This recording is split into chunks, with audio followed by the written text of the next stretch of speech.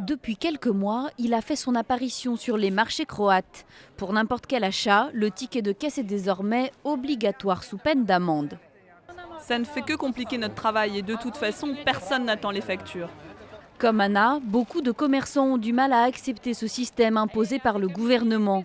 Objectif, contrôler toutes les ventes grâce à cette caisse enregistreuse directement connectée à l'administration chargée des impôts.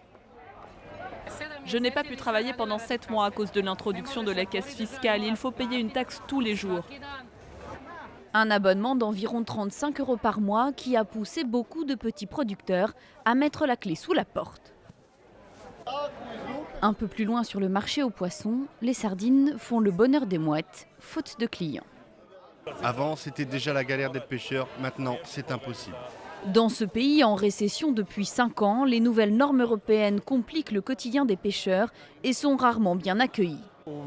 Nous utilisons depuis 700 ans les mêmes filets, c'est une tradition. Aujourd'hui, ils ne correspondent pas aux normes de l'Union européenne, donc on doit s'adapter. Mais la majorité des pêcheurs ont du mal à se mettre aux normes. Cette tradition va disparaître petit à petit. À la nuit tombée, Joško Pericic attend sereinement le retour d'un de ses bateaux de pêche. Pour lui, le changement de filet n'est pas un problème. L'entrée dans l'Union européenne est même une opportunité. On espère qu'on va pouvoir vendre plus de poissons et que les prix augmenteront. On est content d'entrer dans le marché européen parce que le marché croate est tout petit. Le prix du poisson est très bas ici parce que pour l'instant, il n'y a pas assez de consommateurs.